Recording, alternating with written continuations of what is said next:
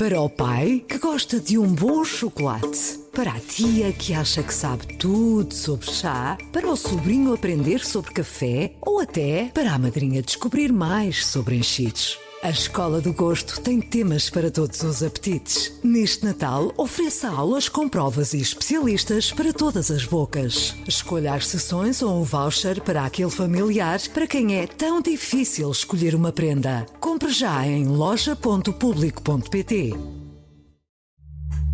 Este é o Poder Público, a semana em debate pela secção de política do Público. São José Almeida, Maria Lopes, Leonete Botelho. Eu sou a Sónia Sapaz e hoje vamos falar sobre gêmeas. E basta dizer isto para todos sabermos de que gêmeas se trata. Não são as Mortágua, embora este seja um podcast de política, são as luso-brasileiras que foram tratadas em Portugal em tempo recorde com um medicamento de custo elevado. São também as únicas que alguma vez obrigaram um Presidente da República em Portugal a dar explicações de viva voz sobre uma situação tão concreta como esta. Pergunta inicial, para entrarmos também devagar no tema.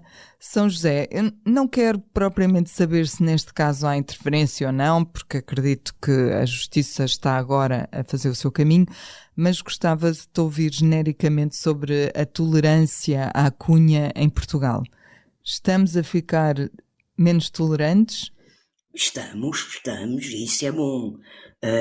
Eu lembro-me que aqui há cerca de mais de 20 anos, quando comecei no Público a querer fazer trabalhos sobre corrupção, aquilo parecia muito absurdo, de facto. A preocupação de intolerância da sociedade portuguesa com a corrupção tem felizmente aumentado, há mais mecanismos, tem havido melhoramentos legislativos. Agora, Portugal é de facto a sociedade da cunha. Eu lembro-me que meu pai dizia, isto durante ainda o Estado Novo, quando eu era miúda, que para resolver um problema no Estado português era dar uma nota de 20 escudos a um contínuo, que na altura era dinheiro, porque ele passava-nos o processo para cima, ou seja, era tudo em papel, não é? Portanto, se a gente queria pressa, dávamos 20 escudos a um contínuo, que era para ele pôr o nosso processo à frente dos outros, pronto. E tudo isto é cunha e tudo isto é uma mentalidade que tem vindo a mudar. Agora, neste caso concreto, há aqui uma coisa que eu gostava de abordar, que é assim, estes procedimentos, estes pedidos são normais, acontecem na Presidência da República, pessoas que pedem, que solicitam, acontece com o gabinete do Primeiro-Ministro, acontece com os ministros, quem fez acompanhamentos de políticos, então na altura das presidências abertas, era vulgar ver pessoas a entregar ao Presidente Soares pedidos e coisas que depois os assessores tratavam. Aqui o problema não é ter havido um pedido ao Presidente e depois o Presidente ter encaminhado para o Governo e o Governo ter analisado, considerado que era viável e ter agido. Porque os governos existem para resolver o problema das pessoas. E isto é um caso grave, é uma doença terrível, tudo bem. Qual é para mim aqui o problema e porquê que aqui aparece a palavra cunha? Por duas razões. Primeiro, porque não é admissível que alguém possa pensar que o filho de um Presidente da República é um cidadão como outro qualquer, como disse o professor Marcelo Rebelo de Sousa. Não é. É filho do Presidente. É uma questão de acesso, não é? Nem toda a gente tem o acesso. Claro. Pois há aqui coisas esquisitas, então o filho fala com o pai por meio da presidência, do servidor da presidência. Se calhar foi o pai que lhe disse. Se queres algo que tá bem, mas já estamos a imaginar que houve conversas telefónicas que o presidente disse que não houve. Portanto, há aqui coisas que estão mal contadas, mas a primeira questão central não era um cidadão qualquer, era o filho do presidente. Segunda questão central, o presidente recebia, tudo bem, encaminhava para o governo. É assim que o procedimento funciona, sempre.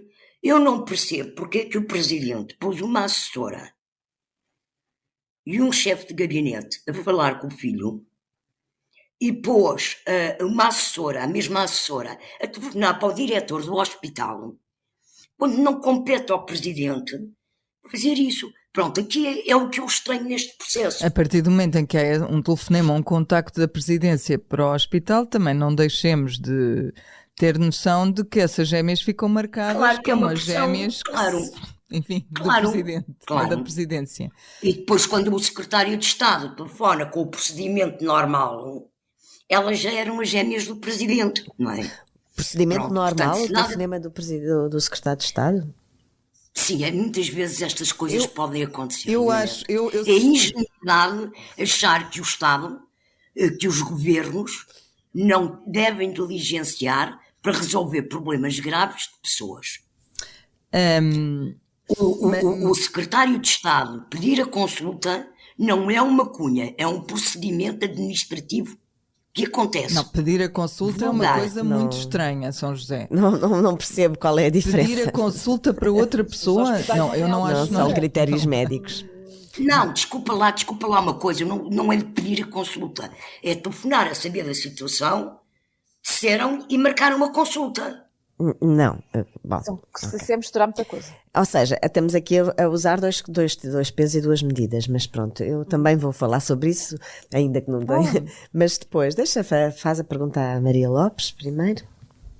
Não, neste capítulo para a Maria, o que eu queria perguntar era se o facto do Presidente se ter exposto numa declaração pública e demorada sobre o tema, como aconteceu, foi algo que foi positivo, porque ajudou a esclarecer tudo, ou se acabou por funcionar como uma coisa que atirou mais lenha para uma fogueira que já estava a arder e que tem consequências desastrosas na credibilidade das instituições. Quer dizer, foi positivo por um lado e foi negativo por outro. Enfim, não foi só lenha que atirou para a fogueira, porque lenha numa fogueira ainda demora a pegar, e na altura foi mesmo quase de gasolina, não é? Portanto, foi positivo que o Presidente da República tenha vindo dizer alguma coisa, apesar do visível embaraço em que parecia estar naquela sala de paredes brancas e frias, não é? Parecia que estava quase no bunker da Presidência. Já me perguntaram que sala era, mas eu também não sei. Eu acho que é uma sala Pois, que há... É a sala dos briefings. Exatamente, é a sala dos briefings. É a sala dos briefings das viagens. Eu acho que ainda não tinha sido usada esta, né, desde que Marcelo está na presidência. Sim, eu já lá estive quando o Presidente era Cavaco Silva. Também eu, sim, é uma exato. sala... Pois. Sim, também. Pronto, e portanto era lá... É mesmo já desde o tempo do Soares, portanto é a sala dos briefings. Portanto, podia ser na presidência, mas podia ser em qualquer outro lado, não é? Quem nunca lá entrou não faz ideia, não é? Como se não... Era quase como se o Presidente não quisesse que aquela meia hora ficasse ligada àquele órgão de soberania. Sim, foi a sensação com que eu fiquei, não é? Portanto, É uma leitura possível, sim senhora. Foi positivo que ele Sim, a tivesse... despida de símbolos. Exato. Despida de símbolos. Exato. Portanto, foi positivo que ele tivesse vindo dizer alguma coisa, foi negativo que tenha demorado quase um mês a fazê-lo, não é? Portanto, há sempre aqui estes dois pratos da balança. Portanto, foi positivo que tenha vindo dar uma espécie de fita do tempo, não é? Uma expressão que entrou no nosso léxico em catástrofes, nomeadamente drogam. É verdade. Mas é que... E depois tornou públicas as datas em que se desenrolaram os contactos por parte do Dr. Nuno Rebelo de Sousa, o meu filho, como ele dizia, não é? Mas fez sempre, era quase como se houvesse ali um afastamento, que é o Dr. Nuno, mas foi negativa, e há bocado a São José falou nisso, não é? Eu acho que foi negativa a imagem que ele deixou, que o Presidente da República deixou ao empurrar para toda a gente. Empurrou para a assessora dos assuntos sociais, empurrou para o chefe da Casa Civil e depois para os chefes de gabinete dos secretários de Estado, não é? Foi lavando sucessivamente as mãos, como se o apelido que andou a circular no cabeçalho dos e-mails reenviados não fosse de peso. Era o seu apelido, é o apelido do Presidente, ainda que estivesse lá, o primeiro nome não fosse o dele, mas fosse do filho, não é? E até empurrou para o filho quando a dada altura diz, esperem, atenção, pode ter sido, eu não sei se foi, mas pode ter sido invocado o meu nome em vão, mas isso é responsabilidade de quem o invocou, não é? E depois ele deixou várias dúvidas no ar, porque é assim, há um mês que ele disse à TVI/CNN que nunca falarem com ninguém sobre o caso. Então, a minha dúvida é, então, mas não se recorda de conversas, mesmo por escrito, com o filho? E foi-lhe perguntado se durante na segunda-feira, foi-lhe perguntado pelos jornalistas se durante a troca de e-mails ou depois disso tinha falado com o filho sobre o assunto. E ele não respondeu a essa pergunta. Portanto, ele nitidamente não se quis comprometer com isso. E depois, como é que demorou tanto tempo a ir repescar a troca de e-mails? Quer dizer, há aqui também quase um certo síndrome que já afetará a memória do Pedro Nuno Santos, né? Há quase um ano, sobre a troca de WhatsApps na decisão de indenização de €500 mil à administradora da TAP, Alexandra Reis. Quer dizer, andam semanas a dizer que não se lembram e depois desencanta várias mensagens de e-mail. Quer dizer, mas alguém acredita que isto aconteceu na manhã, da manhã para a tarde de segunda-feira, quando o Presidente convocou os jornalistas? Eu pessoalmente acho difícil de acreditar. Eu tenho uma teoria, mas é um bocado conspirativa. A minha teoria é que era isso que a CNN se preparava para divulgar à noite. Pois, é possível, não sei. Foi mas assim, uma espécie de tentativa de controlar a narrativa, não é? Explicar as coisas pela sua própria voz. E controlou, é que com todas as dúvidas que ele deixou no ar, eu não sei. Portanto, eu acho que isto veio de facto a atear a fogueira, e não com lenha, mas com gasolina, porque agora o secretário de Estado... Dentro da tese da conspiração, mas é só uma... eu acho, e a linha do tempo, eu acho muito engraçado olharmos para as datas. A reportagem original é 3 de novembro. Pois é. O governo demite-se a 7. Sim. O presidente, andávamos todos entretidos com a queda do governo e, portanto, o empurrar com a barriga era a ver se também se o assunto morria. Não sei. Eu acho que eu, por acaso, se me dão a licença de dizer qualquer coisinha sobre isso. Deixa-me só dizer aqui, já te passo a palavra, deixa-me só dizer ainda não me dão licença. que agora esta gasolina está a queimar outra pessoa, não é? Porque o secretário de Estado da Saúde, António Lacerda Salles, que tinha uma imagem limpa, de seriedade, de profissionalismo pela forma como lidou com a pandemia, já também está envolvido. E que aparentemente terá dado a indicação para que fosse marcada a consulta para as gêmeas no Santa Maria, segundo está no relatório, no relatório do processo. Embora também não se lembre, não é? E a primeira coisa que disse, precisamente era isso que eu ia dizer, a primeira coisa que disse há dias foi que não se lembrava, que nenhum secretário de Estado teria esse poder de marcar uma consulta e que seria muito mau em termos éticos, que qualquer médico se deixasse influenciar, não é? E disse, ele deve saber bem, já que é médica há umas dezenas de anos, mas isso veio complicar ainda mais um assunto que já não era claro. Quer dizer, também foi à boa maneira de Marcelo Rebelo de Sousa, não é? Só que agora é ele também um dos protagonistas e nitidamente não está nada à vontade nisto. Enfim, pronto, desculpa, Leonete. Agora é a Leonete. Era isso. Sim, eu vou abstrair-me dos pormenores porque acho que chega um momento destas coisas em que não ganhamos nada, já não há luz sobre pormenores que ajudem a perceber. Eu vou abstrair um bocadinho, levantar um bocadinho o foco para cima para tentar ver esta situação em geral.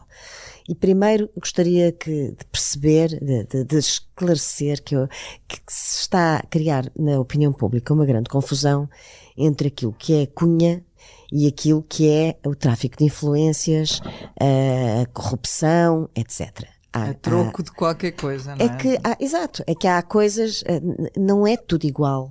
Não é tudo igual. E também a nossa responsabilidade. Agora é a minha vez. E também a nossa responsabilidade. Há pouco tempo explicaste isso pois, no podcast. Também é a nossa responsabilidade fazê-lo e fazer aqui também, trazer alguma clarividência sobre estes assuntos. E é exatamente isso. Eu também, tal como a São José, lembro-me de que há 20 anos ou mais, quando era jornalista de sociedade e trabalhava na área da justiça, na altura em que Vera Jardim era ministro da Justiça e fez uma grande reforma do Código Penal, e uma das coisas que eu escrevi, e foi manchete, é que a Cunha ia ser criminalizada, e a verdade é que caiu o Carmo e a Trindade no dia seguinte. E não aconteceu. Pois não. E em que foi dito, ligaram para o jornal, para os diretores do jornal na altura, a dizer: a Cunha é uma instituição nacional, nós não vamos criminalizar a Cunha. Isto, estamos a falar de um país que é o nosso e que não é assim tão antigo. E mais, e que existe Acho que sim, como a Sónia perguntava ao início, que há uma menor tolerância à cunha. Agora, não se confunda a cunha com tráfico de influências, porque o tráfico de influências e tudo o que é esse tipo de criminalidade, a não ser que seja que obriga a cometer atos ilegais, e aí já há prevaricação, mas se for para atos legais como marcações de consultas, para haver crime tem que haver uma contrapartida. Portanto, isto é preciso perceber. Portanto, pegando na expressão da São José ao início, tudo isto é cunha, tudo isto é fado, isto é Portugal. Mas eu Isto tenho é uma Portugal. pergunta. Mas eu não estou a perdoar ninguém com isto. Atenção.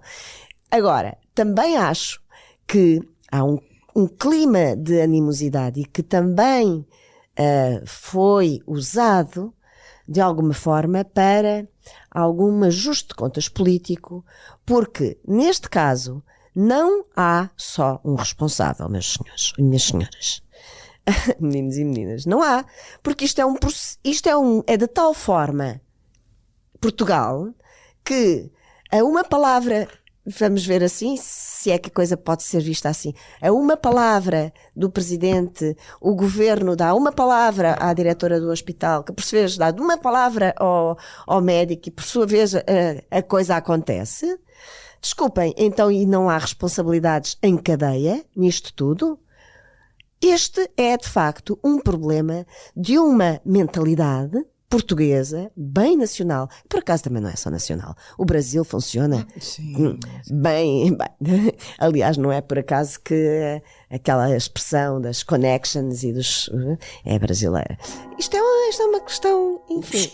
E há aqui uma responsabilidade em cadeia e eu acho que o Presidente já por várias vezes teve que vir explicar-se e tem tido muito maus momentos comunicacionais e não só, e que tem que bom, não sei se já vai a tempo de rever momentos comunicacionais, portanto isso tem exato, mas aqui nem era uma questão de momento comunicacional, ele aqui reservou-se, resguardou-se durante quase um mês, utilizou esse momento quando entendeu, fez-me mesmo muito lembrar aquilo que a Maria Lopes estava a dizer, no momento de Pedro Nuno Santos, da fita do tempo, também quando Pedro Nuno Santos saiu do governo e depois fez esse ato a dizer que tinha encontrado esse WhatsApp, também foi-lhe vaticinado a morte política, e aí está ele. E aí está ele, quem sabe, o próximo líder do PS e quem sabe, de acordo com algumas sondagens, do próximo primeiro-ministro. Portanto,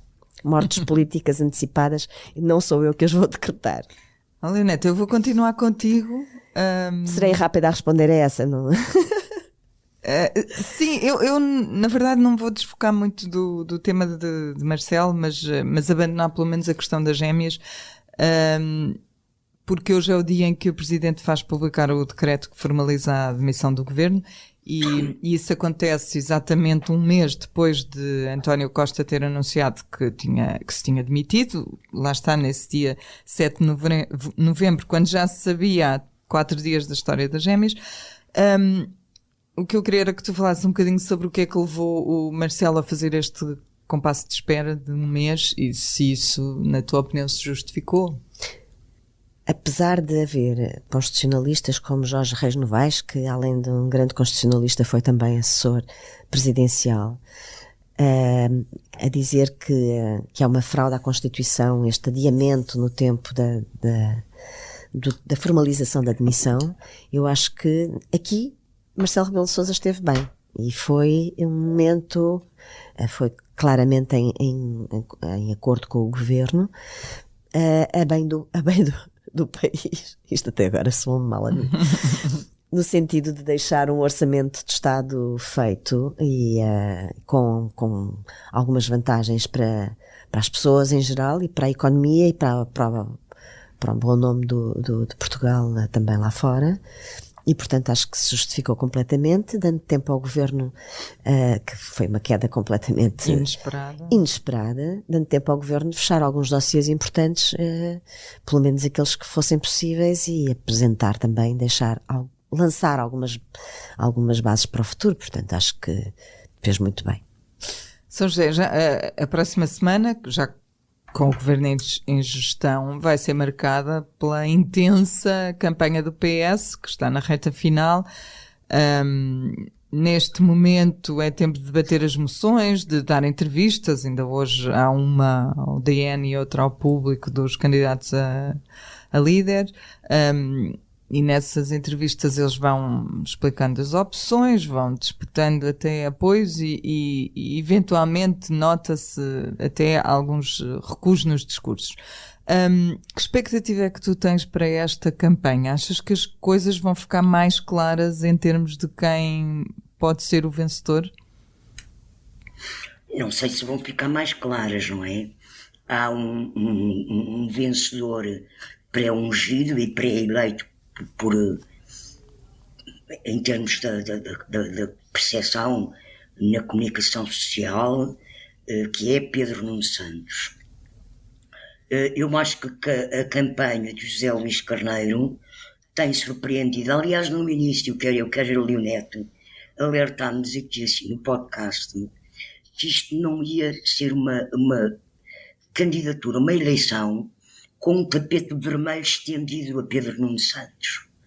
E, de facto, José Luís Carneiro tem recolhido apoios, tem mostrado presença. Não sei o que é quem vai ganhar. Admito que o resultado até possa ser bastante aproximado, na ordem dos 40% a 60%. Mas creio que, apesar de tudo, e de algumas posições que podem ser consideradas mais violentas, esta campanha está a ser bastante elegante e continuará a ser. Se nós compararmos com a campanha Seguro Costa, esta está muito mais tranquila. É evidente que há aqui uma coisa que eu acho que é preocupante, que é a candidatura de Pedro Nuno Santos ter recusado debates, quer nas televisões, nas rádios, para o país. Eu acho que foi para se posicionar. Foi mesmo para se posicionar como candidato a primeiro-ministro, já para saltar uma etapa. Pois também, mas não estou a dizer que fez Sónia, bem, estou a dizer que acho que deve ter sido. Para ele ser eleito primeiro-ministro, tem que ser eleito líder. Claro. Para ser eleito líder de um partido democrático em democracia, tem que respeitar as regras da democracia. E pode até arrepender-se dessa decisão, não é? As coisas podem correr de facto mal. Porque o debate entre políticos que concorrem a cargos faz parte das regras da democracia. E, portanto, eu penso que isso pode até vir a prejudicar em termos de imagem. Mas não espero que esta semana, é natural que vai aquecer a campanha, mas não creio que vá tornar-se deselegante. Não creio. Já aqui falámos um bocadinho sobre o decreto de admissão. Ele acabará por ser publicado 2 dias depois da apresentação de um importante relatório, que é o que foi efetuado pela Comissão Técnica Independente que avaliou as localizações para o novo aeroporto de Lisboa. Alcochete e Vendas Novas são as preferidas desta comissão, mas aparentemente não são as preferidas da Ana. E Santarém, que posteriormente foi incluída, acabou por ser afastada. O futuro governo tem agora um documento extenso e muito completo para tomar decisões e por isso eu queria perguntar-te, Maria, se a forma como o processo se desenrolou, que inclui a criação deste tal grupo de peritos para as avaliações, inclui um acordo entre o PS e o PSD quanto à metodologia, se isto é uma boa herança que António Costa nos deixa. Este modus operandi? O modus operandi acho que é, sinceramente acho que é. Corrijam-me se estiver errada, São José e Leonete, mas acho que é a primeira vez que os 2 maiores partidos chegam assim a um compromisso sobre o assunto, certo? Sobre este assunto? Sobre a criação da Comissão Técnica Independente, sim. Sobre a conclusão, parece que sobre não. o aeroporto. Não, sobre o aeroporto, sobre como decidir, acho que é a primeira vez. Portanto, Sobre o método. o método, sim. Quem estava na oposição normalmente esperava de braços cruzados, né? E para criticar a opção, e foram várias as opções que foram tomando, não é? E depois quem estava no governo também não decidiu. Não decidiu assim formalmente e foram-se fazendo estudos atrás de estudos. Pronto. A herança não é sobre o local, é um facto que essa seria a herança, não é? Mas é sobre uma metodologia e, portanto, e tendo em conta que o Luís Montenegro também já disse que vai olhar para todas estas conclusões com tapês e medida, ainda que vá também criar mais um grupo de trabalho interno no PSD para olhar para essas conclusões, não é? Eu sinceramente acho que é positivo. E já agora, também acho que vai dar muitos argumentos para a campanha eleitoral, não é? Porque o Luís Montenegro, logo no dia da apresentação do relatório, acho que ele já mostrou qual é que vai ser um dos seus argumentos sobre o aeroporto, não é? Foi o PSD que forçou o governo do PS a sentar e a tomar um compromisso, ou isto nunca mais iria para a frente. O que ele disse foi, se não fosse o PSD, nem Comissão Técnica Independente havia. Portanto, eu quero acreditar que será mesmo desta que se escolhe definitivamente e que as obras vão começar, mais ano, menos ano, já esperámos 50 e muitos, não é? Mas também acho que a novela ainda vai ter mais uns quantos episódios até lá, claro, não é? Os vários interesses em jogo também já começaram a sair da toca, contestar, não é? Os promotores de Santarém já disseram que o projeto deles foi mal avaliado, a Ana já disse que prefere o Montijo, não é? Mais barato e mais rápido, e já começou a fazer chantagem que não fará as obras que lhe vão ser exigidas, não é? Naquela decisão que António Costa disse que o Conselho de Ministros ia aprovar hoje. A Ana, que curiosamente, e não vamos esquecer isso, é liderada por um elemento do PSD. Pronto, que já foi ministro do PSD, José Luís Arnaud, não é?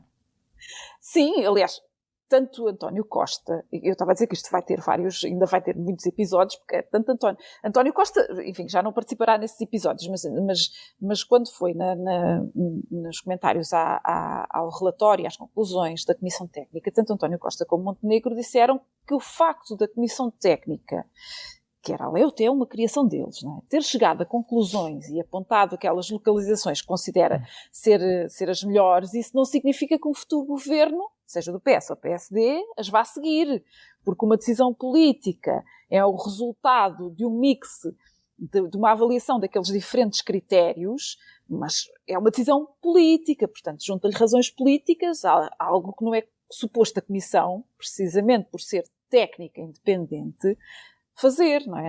A Comissão não faz uma decisão política. Portanto, e o Primeiro-Ministro disse, assim, um pouco a brincar, tinha inveja de quem teria que olhar para todas as melhores localizações, segundo os vários critérios, e escolher, porque não será tarefa fácil. Eu acredito que ele tenha, de facto, mas é inveja, porque, enfim, sai um pouco pela porta pequena e sem ter o seu nome ligado a esta escolha. E faria história, uma decisão. A obra, sim. Exatamente, não é? Aquilo, porque assim, nós olhamos para trás e pensamos no investimento que António Guterres fez na educação, olhamos para José Sócrates e se calhar até podemos falar na aposta nas energias renováveis, não é? E então olhamos para António Costa e poderíamos olhar para o novo aeroporto de Lisboa. E não vamos poder fazer isso. Não será uma obra de António Costa. A Leonete, tenho aqui a Leonete que ainda queria dizer... Facto, uma herança. Tenho aqui ainda uma pergunta rápida para a Leonete, porque depois temos de avançar para o público notório. Leonete, é de confiar que o partido que ganha as eleições, seja o PS ou o PSD, não sabemos ainda, não vai perder mais tempo e vai tomar a decisão política rapidamente? Esperas isso? Para ser rápida, há 3 questões aí, porque há 2 PS neste momento, mas o que eu queria focar era de facto a grande contradição de Luís Montenegro sobre este assunto no dia da apresentação do relatório, porque ele disse ao mesmo tempo isto: se for governo e se for possível, decide no mesmo dia qual é a localização do aeroporto, e na mesma frase ou na frase seguinte que vai criar um grupo de trabalho para avaliar. E, portanto, Exato. não, já percebemos que com o PSD... Mas ele vai criar o grupo de trabalho agora, para até às eleições olharem para o relatório... Para decidir no próprio dia, pronto. Exatamente. Okay. Mas como trabalho é agora. Pois, exatamente. Mas não me parece com uma campanha eleitoral pelo meio. Achei curioso.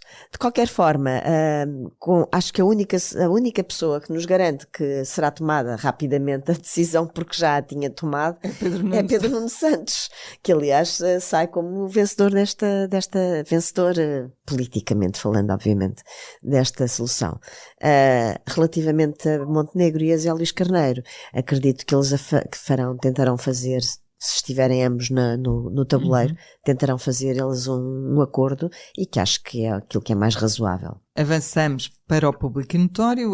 Eu não era para ter mas não vou ignorar o elefante na sala de som e vou escolher um momento público e notório, que foi a gata da São José Almeida a miar. Também houve o sino da Maria Lopes, mas a gata da São José passou por aqui. Leonete. Olha, é uma alteração de planos que eu trago para aqui. O PS tinha anunciado que iria terminar com os favorecimentos dos judeus sefarditas na lei da nacionalidade, para a atribuição da lei da nacionalidade.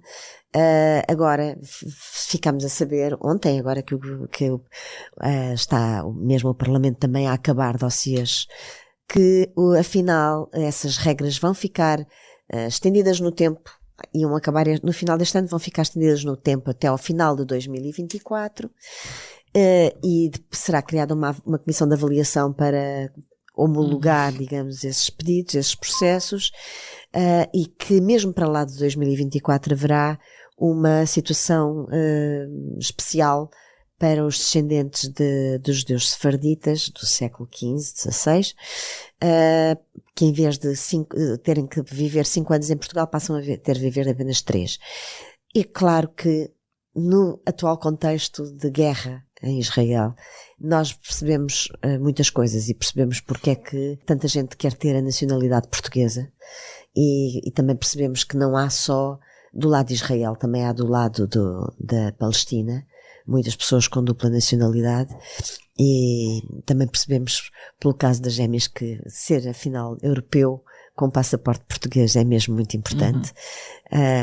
Mas isto ajuda a que cresçam também outros tipos que eu acho que é o outro lado do caso das gêmeas, ajuda a que cresçam alguma animosidade contra os estrangeiros em Portugal. Claro. Maria.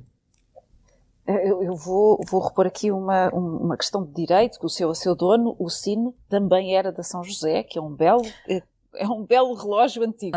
Pensava Pronto. que era o sino da tua aldeia. Não se ouve aqui tanto. A minha escolha é sobre o tema da recuperação do tempo de serviço congelado às várias carreiras especiais da função pública, que ainda faltam recuperar cerca de 6 anos e meio. Enfim, isto já tinha voltado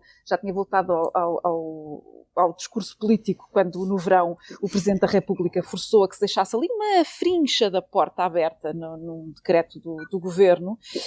O Pedro Nuno Santos, quando foi na aprovação final global do Parlamento, do Orçamento, fez uma declaração de voto que dizia que afinal defendia que esse direito deve ser cumprido e que deve ser feito em negociação com os sindicatos. Foi algo que também pôs na sua moção, na sua moção estratégica. Só que o meu público notório é a cereja no topo deste bolo, é que o atual Ministro da Educação, que é um apoiante de Pedro Nuno Santos, foi aliás um dos 2 ministros que esteve ao seu lado no lançamento da candidatura, esta semana, João Costa, que andou ano e meio a dizer que não era possível recuperar esse tempo, que essa porta estava fechada, esta semana veio dizer que agora há margem.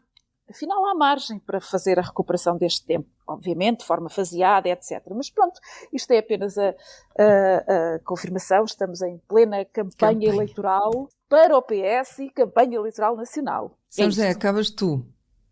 Acabo eu. Bom, eu quero lembrar que o Jornal Público publicou segunda-feira um artigo de opinião do professor Cavaco Silva, ex-presidente da República e ex-primeiro-ministro, em que ele desenvolve uma tese de que as contas certas não são um critério formal dos manuais públicas, de economia, não é? Manuais de finanças públicas e de constituição e de objetivos de orçamentos de Estado, para dizer que a expressão contas certas e o conceito de contas certas, além de não ser científico nem académico, é uma invenção do poder socialista para eludir os portugueses dos problemas do país.